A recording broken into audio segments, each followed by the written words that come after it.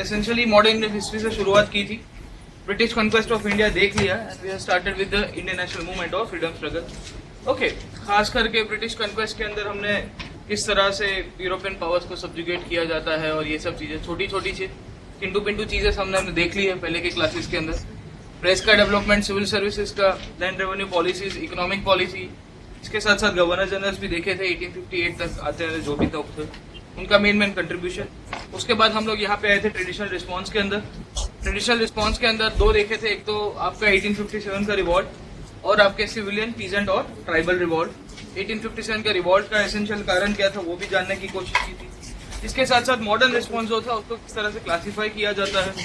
Modern response can be classified into social reform movements, into economic critique and to political aspect. Economic critique already हम लोग देख चुके हैं, जो हम लोग इकोनॉमिक ड्रेन के बाद उसकी हद बात की जो स्टोरी देख रहे थे। सोशल जस्ट रिफॉर्म मूवमेंट्स बाकी है एंड पॉलिटिकल एस्पेक्ट से ही हम लोग आज शुरू करेंगे, जिसे हम लोग फॉर्मेशन ऑफ कांग्रेस और उसकी स्टोरी देखते हैं। ओके, इसके साथ साथ modern response to regional political association, Congress का फॉर्मेशन वो भी देखा था। प्री गांधीयन फेज के अंदर मॉडरेट्स और एक्सट्रीमिस्ट आते हैं, उसके बाद गांधीयन फेज आता है। इसके साथ साथ इंडियन नेशनल मूवमेंट के अंदर रिवॉल्यूशनरीज का टाइम आएगा, सेपरेटिज्म का टाइम आएगा, कॉन्स्टिट्यूशनल रिफॉर्म्स का भी टाइम देखने को मिलता रहेगा। ओके, ट्रेडिशनल रिस्पॉन्स के अंदर हमने मेन जितने भी सिविलियन एंड ट्राइबल रिवॉल्ट्स है वो भी देखे थे। ओके, तो उनके नेचर, एरिया, क्रोनोलॉजी जो भी थी, उसकी बैकग्राउंड, उसके इर्द गिर्द स्टोरी देखी। ट्रेडिशनल क्यों कहते हैं उसके पीछे भी हमने कारण देखे थे, क्योंकि ऑर्थोडॉक्स थे, they were not having the modern vision, they were not inspired by the modern ideas और दे वर नॉट प्लान्ड, इसके लिए उसको ट्रेडिशनल बोला जाता है। और ट्रेडिशनल रिस्पॉन्स हमने east India, waste India, south India, north India को करके अलग अलग जगह के अंदर इसके मेन जो रिस्पॉन्सेज थे, वो चाहे सन्यासी रिवॉल्ट हो, आपका हो अपराइजिंग हो, कोल म्यूटिनी हो, कंद अपराइजिंग हो, संथाल अपराइजिंग हो, जितने भी डेवलपमेंट थे वो हमको देखने को मिलते रहते थे। अहोम रिवॉल्ट होगा, Pagalpanthi, Faraizi, Munda revolt, all this things are considered into the traditional revolt. Western India के अंदर भी हुए थे भील अपराइजिंग, कच्छ रिबेलियन, इसके साथ साथ आपके Waghera uprising, Koli uprising, Ramosi uprising और सूरत सॉल्ट एजिटेशंस। कोल्हापुर के अंदर जो गडकरी कम्युनिटी थी उन्होंने भी रिवॉल्ट किया था। साउथ इंडिया के अंदर खास करके एक तो राजा ऑफ विजयनगरम, आपका पोलीगार कम्युनिटी का रिवॉल्ट, जो ट्रेडिशनली आपके चीफ्टन्स हुआ करते थे। इसके साथ साथ आपका दीवान वेलुतम्पी, जो सब्सिडरी अलाय बना दिया गया था ईस्ट इंडिया कंपनी के द्वारा, वो भी विद्रोह कर देगा। साथ में रंपा रिवॉल्ट भी देखा था। ओके, नॉर्थ के अंदर खास करके दो थे, एक तो था वहाबी, इनके लीडर थे सैयद अहमद ऑफ रायबरेली, और यहाँ पे कुका रिवॉल्ट, जिसे सिंह साहब या भगत जवाहरमल भी कहते हैं, जो पंजाब के अंदर सिख कम्युनिटी के साथ उन्होंने विद्रोह किया था। ओके, सो एसेंशियली यही था पूरा का पूरा जो ट्रेडिशनल रिस्पॉन्स था उसका भाग।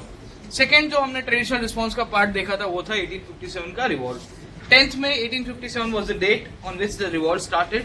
11वीं मई को ये लोग आपके लाल किला के ऊपर चढ़ाई कर देते हैं और बहादुर शाह जफर को शहंशाह हिंदुस्तान प्रोक्लेम कर दिया जाता है। He was proclaimed the emperor of India। Okay, इसके पहले भी हमने देखा कि 1806 के अंदर वेल्लोर के अंदर एक म्यूटिनी हुई थी, जो बहुत ही बड़ी म्यूटिनी बोला जाता है। इसके साथ साथ ये जो म्यूटिनी थे उसके कारण भी हमने जानने की कोशिश की कि खास करके एक तो आपका grease cartridge and second reason was the mixing of the bone dust. आपके जो आटा होता है उसके अंदर आपने हड्डियों का पूरा पाउडर मिक्स किया है, उसको लेके भी थोड़ा बहुत हमारे जो सोल्जर्स थे उनको हेजिटेशन हुआ था। Later on they revolted. Okay, Enfield rifle देखा था, किन किन लोगों ने पार्टिसिपेट किया। Participation from kings, queens, zamindar, peasants, clerics, जितने भी कम्युनिटी थी, एरिया ऑफ रिवॉल्ट, वो भी हमने जाना। इसके साथ साथ हमने इसके रीजन्स भी देखे। पॉलिटिकल रीजन्स थे, इकोनॉमिक रीजन्स थे। इमीडिएट रीजन के अंदर आपको ग्रीस कार्ट्रिज समझ में आ रहा था। इसके साथ साथ मिलिट्री रीजन्स भी क्या क्या थे। पॉलिटिकल रीजन्स के अंदर खास करके आपका subsidiary alliance, doctrine of lapse, effective control की पॉलिसी ईस्ट इंडिया कंपनी की, और हमारे जो नेटिव स्टेट्स है उनका एग्जिस्टेंस हो जाना, पूरी तरह से उनका खत्म हो जाना। और इसके कारण ही इन लोग ने विद्रोह कर दिया जब सोल्जर्स ने यहाँ पे बागडोर संभाली। इकोनॉमिक रीजन्स के अंदर भी लैंड रेवेन्यू सेटलमेंट जानने को मिलता है, क्योंकि पीजेंट्स ने पार्टिसिपेट किया। वही लैंड रेवेन्यू सेटलमेंट ने हमारे जमींदार को खत्म कर दिया, तो जमींदार भी कूद पड़ेंगे। इसके साथ साथ जो इकोनॉमिक पॉलिसी थी, जहाँ पे हमारे जो वर्कर कम्युनिटी थी उनका शोषण हो रहा था, तो उन्होंने भी कूद दिया कि भाई हम लोग भी विद्रोह करेंगे। फाइनली यहाँ पे आप लोग देखेंगे कि भाई यहाँ पे हमारे सोल्जर्स के साथ साथ डिस्क्रिमिनेशन हो रहा था, पैसे नहीं दिए जाते थे, काम बहुत कराया जाता था, उन्होंने भी विद्रोह कर दिया इसको लेके। ओके, फाइनली हम लोग सोशल आपके रीजन से उसको भी जानने की कोशिश किया लास्ट क्लासेस के अंदर, कि इंग्लिश हम लोग के साथ रेशियलिज्म, नस्लवाद की भावना के साथ अच्छा बर्ताव नहीं करते थे। क्रिश्चियन मिशनरीज का ज्यादा फैलाव भारत के अंदर होना, और जो हमारी ट्रेडिशनल लाइफ थी, जो हमारे ट्रेडिशनल कस्टम्स थे, उसको भी तोड़ा गया अंग्रेजों के द्वारा, और ये भी एक रिवॉल्ट का कारण बन जाता है। मिलिट्री कॉजेज, फार्मर्स मैंने बताया, एसेंशियली जो आपके जो सोल्जर्स थे, they were peasants in uniform, और वो जब घर पे आता था अपनी लड़ाई करने के बाद, युद्ध करने के बाद, तो he could see the condition of his own brothers who were farming. Okay, तो उसके कारण उसको एम्फेथाइज होता था, और जब ये सब चीजें इकट्ठी होती है तो मिलिट्री जो हमारे लोग थे, जो सेना के लोग थे उस time, British east India company की जो आर्मी थी, उन्होंने भी विद्रॉ कर दिया। साथों साथ साइकोलॉजिकल आपको रिपरकशंस भी देखने को मिलेंगे कि अंग्रेजों को 3-4 जगह के ऊपर सेटबैक लगा था, और ये सोल्जर्स जानते थे, एंड दे थॉट कि यहाँ पे उनको सेटबैक लगा है तो यहाँ पे इंडिया के अंदर भी कुछ ना कुछ हो पाएगा। Okay, nature of the revolt भी हमने जाना था कि जनरली सबके हिसाब से अपने अलग अलग ओपिनियन आते रहते हैं। इंग्लिश हिस्टोरियंस कुछ और कहेंगे, इंडियन हिस्टोरियंस भी कुछ और कहेंगे। कोई बोलता है it was national first war of independence, कोई बोलता है it was neither national nor first nor war of independence. ठीक है, किसी ने बोला है कि it started for the protection of religion but got converted into war of independence. ठीक है, तो सबके अलग अलग इंटरप्रिटेशन है। इंटरप्रिटेशन के ऊपर यूपीएससी ये स्टेटमेंट बेस्ड क्वेश्चन बनाने की उसको आदत है, तो माइंड वेल ये सब स्टेटमेंट्स थोड़े बहुत देखते रहिएगा कि कहाँ से क्वेश्चन बन सकता है। इसके साथ साथ हमने ये भी देखा कि रिवॉल्ट सितंबर 1858 तक आते आते उसको खत्म कर दिया जाता है। What were the causes of the failure of the revolt? इनको सपोर्ट नहीं मिलता है, टेरिटोरियल बेस बहुत लिमिटेड होता है, इनके रिसोर्सेज से वो भी बहुत लिमिटेड होता है, और इसी के कारण ये पूरा का पूरा रिवॉल्ट जो चालू हुआ था अच्छी तरह से खत्म नहीं हो पाता है। ओके, इसके साथ हमने ये भी देखा कि कौन कौन लीडर्स थे। यहाँ पे आपकी रानी की झांसी हुआ करती थी, लक्ष्मीबाई, वहाँ कानपुर के अंदर नाना साहेब, बिहार के अंदर आपके जगदीशपुर के जो जमींदार थे कुंवर सिंह, लखनऊ के अंदर Begum Hazrat Mahal, all this people also participated from large scale elite sections of the society. इसके आउटकम भी देखने की कोशिश की कि आउटकम ऑफ द रिवॉल्ट, एक तो गवर्नमेंट ऑफ इंडिया एक्ट पास होता है, अब की बार नो ईस्ट इंडिया कंपनी की सरकार, अब की बार क्वीन की सरकार आ जाती है। यहाँ पे आपका जो गवर्नर जनरल की जो पोस्ट है उसको खत्म करके यहाँ पे वाइसरॉय की पोस्ट को एस्टेब्लिश कर दिया जाता है। ओके, सो एसेंशियली हमने इंडियन रिस्पॉन्स अभी तक देखा है। इंडियन रिस्पॉन्स का जो ट्रेडिशनल भाग था वो खत्म हुआ। आज से हम लोग जो शुरू करेंगे वही इंडियन रिस्पॉन्स का जो मॉडर्न एस्पेक्ट है, जो मॉडर्निटी से रिलेटेड है, जो मॉडर्निटी एज ए थॉट के साथ रिलेटेड है, उसके साथ हम लोग उसको थोड़ा कंटिन्यू कराएंगे। ओके, सो फ्रीडम स्ट्रगल, मैंने जैसे ही आपको बताया कि सबसे पहले जो शुरुआत होती है आज़ादी की, जो लड़ाई होती है, उसे हम लोग देखते हैं जिसे कहते हैं डेवलपमेंट ऑफ नेशनलिज्म। वही नेशनलिज्म है जो आजकल भी बहुत, उसकी गंगा जमुना बहुत तेज से बह रही है, एंड विल ट्राई टू सी कि 1850s में, 1870s में, 1880s, 1890s में जब कांग्रेस का फॉर्मेशन हुआ तो उस टाइम नेशनलिज्म के कारण ये सब पॉलिटिकल एक्टिविटी भारत के अंदर शुरू हुई, और ये जब नेशनलिज्म की भावना ज्यादा बढ़ गई तो कुछ लोगों को लगा कि हमको राजकीय संगठन बनाने चाहिए।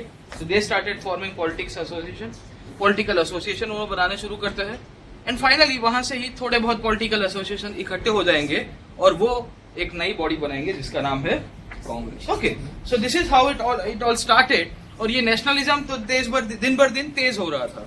1850s के अंदर, 1870s के अंदर आप नेशनलिज्म नाम की चीज नहीं देखने को मिलेगी। 1880s के आसपास आते आते नेशनलिज्म और थोड़ा तेज हुआ। 1905 के आसपास आते आते वो स्वदेशी मूवमेंट के अंदर आपको देखने को मिला गया कि उसकी और पकड़ मजबूत हो गई।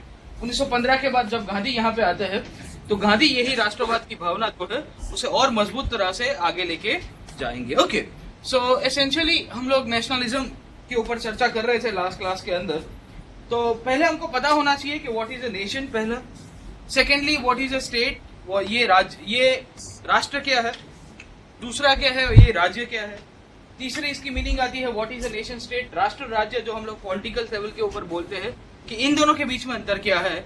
और इसके साथ साथ what do you mean by nationalism. Okay, तो ये तो बहुत ही पेचीदा मुद्दा है राष्ट्रवाद को डिफाइन करना, पर हम लोग हिस्टोरिकल पर्सपेक्टिव से नेशनलिज्म को डिफाइन करने की कोशिश करेंगे, इंडियन नेशनल मूवमेंट के पर्सपेक्टिव से, ना कि आज का जो मॉडर्न डे कंटेम्प्रेरी नेशनलिज्म की डेफिनेशन दी जाती है अलग अलग सोर्सेज के द्वारा, उसके ऊपर ज्यादा ना फोकस करते हुए। स्टेट को जनरली बोला जाता है कि इस तरह से उसको डिफाइन किया जाता है कि इटालियन जो आपके एक स्टेट्समैन हुआ करते थे Machiavelli give this definition of states. और ये स्टेट में ये चार चीजें बोलते हैं मेन चीज, कि अगर आपको कोई भी राज्य की डेफिनेशन देनी हो पॉलिटिकल सेंस के ऊपर, पॉलिटिकल थियोरी के सेंस के ऊपर, तो उसके 4 एस्पेक्ट बहुत जरूरी। एक तो है वी द पीपल, लोग, क्रांतिकारी सबके तो। Secondly the territory in which they live on, कि एक ऐसी जगह, एक ऐसी सीमा जहाँ पे ये लोग सब रहेंगे। यहाँ इंडिया है, वहाँ पाकिस्तान है, आपके दोनों ही स्टेट है। एक को फेल स्टेट भी बोला जाता है बहुत सारे पॉलिटिकल साइंटिस्ट के द्वारा। तीसरा एक तो है government to rule and the regulate the lives of the people. यहाँ पे एक फॉर्म ऑफ सिस्टम होगा, वो सिस्टम नहीं होगा तो भी उसे स्टेट नहीं बोला जाता। And finally sovereignty. Okay, Sunny Deol आपको पता ही होगा, गदर पिक्चर के अंदर थोड़ा ये बॉर्डर पिक्चर के अंदर यूं कर देते हैं। उसका कारण यही था क्योंकि इंडिया की सोवरेनिटी वॉयलेट हो रही थी। अब आप देखिए कि पहले के टाइम के अंदर भी स्टेट की जो डेफिनेशन देखोगे तो जितने भी आपके राजाशाही वाले, जितने भी निरंकुश राजतंत्र, मोनार्कियल स्टेट्स हुआ करते थे, उनके अंदर भी लोग तो रहते ही थे।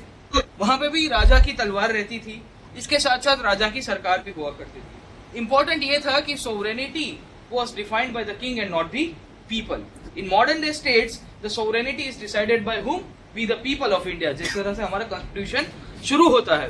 पहले के टाइम के अंदर जो आपकी सोवरेनिटी डिफाइन करने वाली जो फोर्स थी वो राजा की तलवार हुआ करती थी। Sword of the king used to create the boundaries and decide the will of the people, and essentially जो ही राजा करता था वही प्रजा को करना पड़ता था।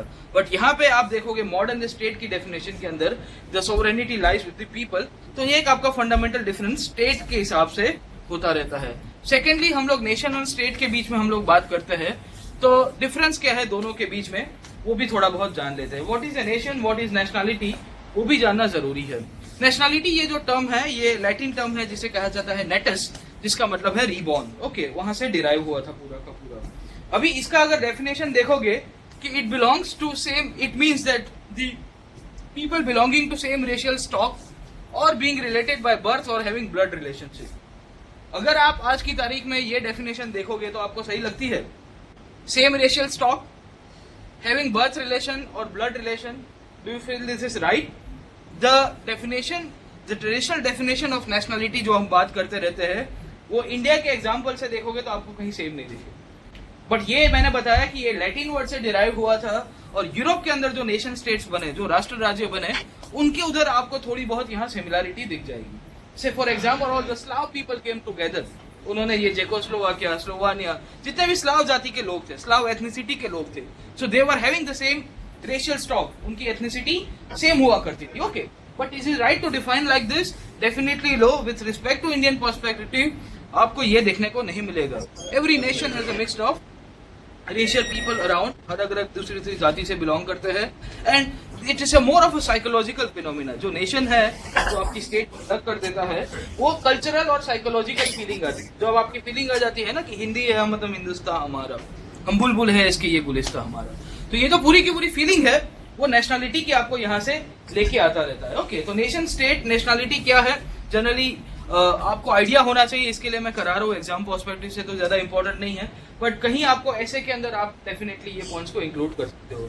Nationality is more of a cultural term, psychological, generated in a group of people having geographical unity, say for example India, who belongs to common race, common history, religion, customs, traditions, economic, common hopes and aspirations. Wherever you try to see a nation, यहाँ से जो उभर के आ रहा है, it is a people organized. यही के यही लोग सब एक ऑर्गेनाइज वे के अंदर रहना शुरू कर देंगे तो उसको ही नेशन कहते हैं। It gives an idea of sentiment, आपको जो एक इमोशनल फीलिंग देते हैं। जैसे कल रात को हम लोग को वेस्ट इंडीज के सामने जब खेल रहे थे तो आ गई थी। ओके, तो जनरली है ना कि राष्ट्रवाद 3 जगह के ऊपर याद आता है। एक तो क्रिकेट की मैच के अंदर, खास करके पाकिस्तान के सामने हो तब, और एक 15 जनवरी और 26 जनवरी और 15 अगस्त, ये 3-4 दिन तो खास है हम लोग के लिए राष्ट्रवाद जगाने के लिए। ओके, सो खास करके यहाँ पे यही है कि आपकी जो सेंटिमेंटल वैल्यूज है वो ज्यादा और आपकी बढ़ जाएगी, पर्टिकुलरली नेशन और नेशनलिज्म को लेके। ओके, तो जब हम लोग नेशनलिटी की बात करते हैं तो यूरोप के अंदर जो नेशन स्टेट्स बनने शुरू हुए, राष्ट्र राज्य बनने शुरू हुए, जो राज्य की डेफिनेशन और लोगों को साइकोलॉजिकली इफेक्ट कर रही थी, वहां पे बोला गया कि they were having common race और एथनिसिटी। से फॉर एग्जांपल, और the German people came together, और उन्होंने जर्मनी बनाया। Russia used to be the leader, और सबके सब इकट्ठे हो गए। यहाँ पे बोला गया कि you will have their common language. Say for example the French people came together, the Tuscans came together, उन्होंने इटली बना दिया। यहाँ इंडिया के अंदर तो ये चीज पता ही होगा, ठीक है।